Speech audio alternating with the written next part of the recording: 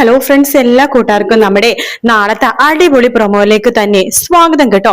അങ്ങനെ കിരണും രതീഷും കൂടിയിട്ട് വേലുവിന്റെ കയ്യിൽ നിന്ന് തേനൊക്കെ മേടിച്ചിട്ട് അവിടെ നിന്ന് പോകുകയാണ്. അപ്പൊ കിരൺ പറയുന്നുണ്ട്, കാട്ടുമൂപ്പന്റെ ഒരു ബന്ധുവിനെ അടുത്ത് കണ്ടു കിട്ടിയതല്ലേ, ഒരു ഫോട്ടോ എടുക്കാം എന്ന് പറഞ്ഞിട്ട് വേലുവിന്റെ കൂടെ ഒരു സെൽഫി ഒക്കെ എടുത്തതിന് ശേഷമാണ് കിരണും രതീഷും ബൈജു അവിടെ നിന്ന് പോകുന്നത് കേട്ടോ.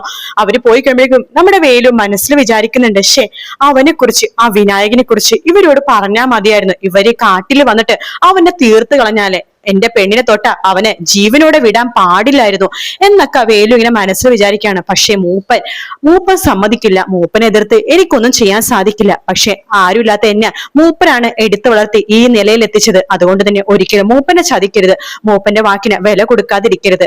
അതുകൊണ്ട് തന്നെ ഈ പ്രാവശ്യത്തേക്ക് പോട്ടെ. പക്ഷേ ആ വിനായകൻ, അവനാള് ശരിയല്ല, അവൻ എന്തോ തെറ്റ് ചെയ്തിട്ടുണ്ട്. കാരണം ഇപ്പൊ വന്ന രതീഷ് എന്ന് പറഞ്ഞ സാറും കിരൺ എന്ന് പറഞ്ഞ സാറൊക്കെ വളരെ നല്ല ആൾക്കാരാ. എനിക്ക് രതീഷ് എന്ന് പറഞ്ഞ സാറെ വർഷങ്ങളായിട്ട് അറിയാം. അതുകൊണ്ട് തന്നെ അവരൊന്നും ചീത്ത ആൾക്കാരല്ല, ഒരാളെയും കൊല്ലുന്ന ആൾക്കാരും അല്ല. അതുകൊണ്ട് തന്നെ അവർ ഈ ഫോട്ടോ കാണിച്ചെങ്കിൽ അതിനർത്ഥം ഈ വിനായകൻ എന്ന് പറഞ്ഞ ആള് അത്ര നല്ല ശരിയല്ല എന്ന് വേലുവിനും സത്യം മനസ്സിലാവാണ്. ശേഷം വേലു തേനൊക്കെ നേരത്തെ വിറ്റ് കഴിഞ്ഞുകൊണ്ട് തന്നെ കാട്ടിലേക്ക് പോകുവാട്ടോ. ആ സമയത്ത് കിരൺ തിരിച്ച് വീട്ടിലേക്ക് എത്തിയിട്ട് കല്യാണിക്ക് തേൻ കൊടുക്കാണ്. ആഹാ, ഇത് കുറെ ഉണ്ടല്ലോ തേൻ എന്ന് പറയുമ്പോ, അതെ കല്യാണി ഇതിന്നൊരു കുറച്ച് തേൻ താൻ കുടിച്ചു നോക്കിക്കേടോ എന്ന് പറയണം. കല്യാണി കുറച്ച് തേൻ എടുത്ത് കുടിക്കുമ്പോഴേക്കും, എന്റെ കിരണേട്ട ഇത് സൂപ്പർ ആണല്ലോ, ഓ ഇതുപോലത്തെ ഒരു തേൻ ഞാൻ കുടിച്ചിട്ടേ ഇല്ല, ഇതേ ശുദ്ധമായിട്ടുള്ള തേന, ഒറിജിനൽ തേന. ഓ അപ്പൊ നമ്മൾ മേടിക്കുന്ന തേനൊക്കെ വെറുതെയാണല്ലേ? അതേടോ, ഇത് കാട്ടിന്ന് ഡയറക്റ്റ് ഇറക്കുമതി ചെയ്തതാ. അപ്പോ കിരീട്ടൻ കാട്ടി പോയോ? അല്ലെന്നേ, നമ്മുടെ കാദംബരി ചേച്ചിയുടെ പ്രസവ സമയത്ത് രതീഷേട്ടൻ തേൻ മേടിച്ചില്ലായിരുന്നോ? കാദംബരി ചേച്ചി എപ്പോഴും പറയാറുണ്ടല്ലോ നല്ല തേനായിരുന്നു. അത് ഇവരുടെ കയ്യിൽ നിന്നാ വാങ്ങിച്ചത്. കാട്ടിന്ന് വരുന്ന ഒരാളാണ്, 5-6 മാസം കൂടുമ്പോ നാട്ടിലേക്ക് വരും തേൻ കൊടുക്കാനായിട്ട്. അപ്പൊ അയാള് ഞാനിന്ന് പുറത്തു വെച്ചിട്ട് രതീഷ് കണ്ടപ്പോ അയാളെ കാണിച്ചു തന്നു. അങ്ങനെ അയാൾക്ക് പോയി തേൻ ബാക്കി മേടിക്കായിരുന്നു. ആണോ? ഇനിയുണ്ടെങ്കിൽ മേടിക്കണം. പിന്നെ ഞാൻ അയാൾക്ക് കുറച്ചു നേരം സംസാരിച്ചു. നല്ലൊരു ചെറുപ്പക്കാരനാട്ടോ, കാട്ടിലാളാണെങ്കിൽ നല്ല നന്മയുള്ള ഒരു ചെറുപ്പക്കാരൻ തന്നെയാണ്. വേലായുധൻ എന്ന അയാളുടെ പേര്. വേലു എന്ന് വിളിക്കും. ദേ ഫോട്ടോ കണ്ടോ എന്ന് പറഞ്ഞ് ഫോട്ടോ കാണിച്ചു കൊടുക്കാണ്. ഇയാള് എന്നിട്ട് എന്ന് പറയുമ്പോഴേക്കും, ഇയാളെ കാടിന്റെ ഉൾഭാഗത്തുള്ള ഒരു ആളാണ്. ഞാൻ അന്ന് പറഞ്ഞില്ലേ ഗംഗപ്രസാദിനെ ഞാൻ കൊന്നു തള്ളിയിട്ട പുഴാന്ന്, അതിനപ്പുറത്താണ് ഇവര് താമസിക്കുന്നത്. തനിക്കൊരു സംശയം ഉണ്ടല്ലോ, ഗംഗപ്രസാദ് ജീവനോടെയുണ്ട്, മരിച്ചിട്ടില്ലെന്ന്. അതുകൊണ്ട് തന്നെ ഞാൻ വേലായുധന് ഗംഗപ്രസാദിന്റെ ഫോട്ടോ കാണിച്ചു കൊടുത്തു, കാട്ടിലൂടെ എങ്ങാനും കണ്ടിട്ടുണ്ടോ എന്ന് അറിയാനായിട്ടെ. കാരണം ഈ വേലായുധൻ എന്ന് പറഞ്ഞ ആള് മൂപ്പന്റെ മരുമകനാണ്. അതുകൊണ്ട് തന്നെ ആ കാട്ടിലെ കുറിച്ചും കാടിന്റെ ആൾക്കാരെ കുറിച്ചും നന്നായിട്ട് വേലായുധന് അറിയാം. ഫോട്ടോ കാണിച്ചപ്പോ കുറച്ചുനേരം വേലായുധൻ നോക്കി നിന്നു. ശേഷം പറഞ്ഞു, ഇങ്ങനത്തെ ഒരാൾ വന്നിട്ടേ ഇല്ലെന്ന്. എന്തായാലും ഒരു കാര്യം ഉറപ്പാണ്, കാട്ടിൽ അവനില്ല. അപ്പൊ അതിനർത്ഥം എന്താണ്? അവൻ മരിച്ചുപോയി കല്യാണി, ഇനി തന്നെ അതിനെ കുറിച്ച് ആലോചിച്ചിരിക്കല്ലേ എന്ന് പറഞ്ഞിട്ട് കിരൺ അവിടെ നിന്ന് പോവാണ്. ശേഷം കല്യാണി ഈ കാര്യം ലക്ഷ്മിയമ്മ എടുത്തും കാർത്തികയെടുത്തും പറയുന്നുണ്ട്. ലക്ഷ്മിയമ്മ പറയുന്നുണ്ട്, എന്റെ മോളെ, അവന്റെ ജഡം കാണാത്തിടത്തോളം കാലം ഞാനും എന്റെ മോളും അത് വിശ്വസിക്കില്ല. ഞാൻ പറഞ്ഞിട്ടുണ്ടല്ലോ, തമിഴ്നാട്ടിൽ വെച്ചിട്ട് ഇതുപോലെ തന്നെ അവൻ മരിച്ചു എന്ന് പറഞ്ഞ് ആഘോഷിച്ചിട്ടുണ്ട്. അവന്റെ ഡെഡ് ബോഡി കിട്ടിയെന്ന് വരെ പറഞ്ഞിട്ടുണ്ട്. എന്നിട്ട് അവസാനം എന്തായി? അവൻ ജീവനോടെ വരുന്ന കാഴ്ചയാണ് ഞങ്ങൾ കണ്ടത്. അതുകൊണ്ട് തന്നെ അവന്റെ ഡെഡ് ബോഡി കണ്ട് അവന് തീയിലേക്ക് ഇടുന്ന വരെ ഞങ്ങൾ അത് വിശ്വസിക്കില്ല എന്ന് പറയുമ്പോ കല്യാണി പറഞ്ഞിട്ട്, എനിക്കും വിശ്വാസമൊന്നുമില്ല. പക്ഷെ കിരണേട്ടൻ ഇത്ര ഉറപ്പിച്ചു പറയുമ്പോ ഇനി ഗംഗപ്രസാദിനെ കുറിച്ച് ഞാനും ഒന്നും കിരണേട്ടനോട് പറയുന്നില്ല. പാവൻ ഞാനോരോന്ന് പറയുന്നോണ്ടാ കിരണേട്ടൻ ഓരോന്ന് അന്വേഷിച്ചു പോകുന്നത്.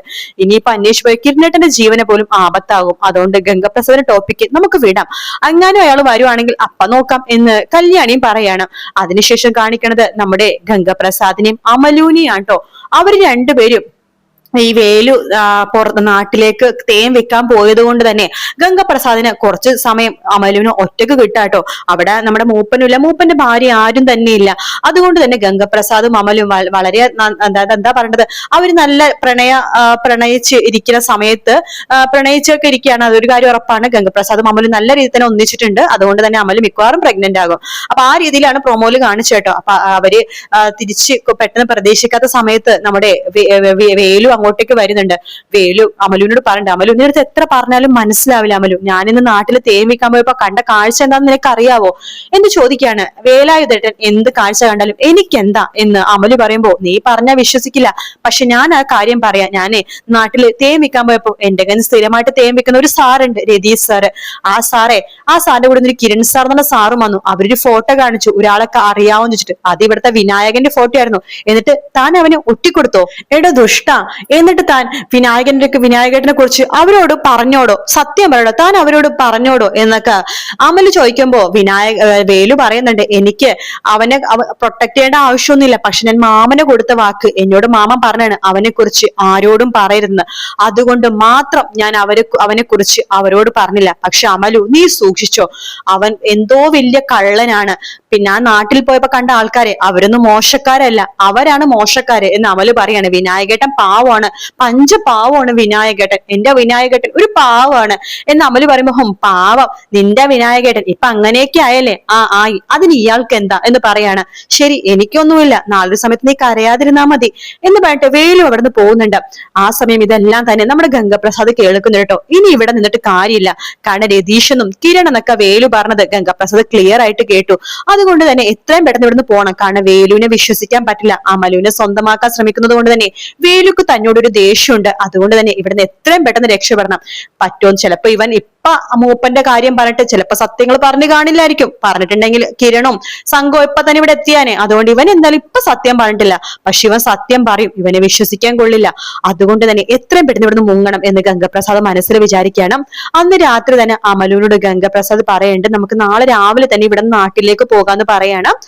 അമല് പറയണ്ട, അതിന്റെ തൊണ്ടയിൽ ശബ്ദം ശരിയായിട്ടില്ലല്ലോ എന്ന് പറയുമ്പോ, അതൊക്കെ പിന്നീട് ശരിയാക്കാം, നമുക്ക് ഇവിടുന്ന് പോകാം, മിക്കവാറും അവരെന്നെ അന്വേഷിച്ചു വരും, എന്നെ കൊല്ലും എന്ന് പറയുമ്പോ, അയ്യോ എങ്കിൽ നമുക്ക് ഇവിടുന്ന് പോവാം വിനായകേട്ട എന്ന് അമലുവും പറയാണ്. അങ്ങനെ അതിരാവിലെ തന്നെ നമുക്ക് ഇവിടുന്ന് പോകാന്ന് അമലു പറയുന്നുണ്ട്.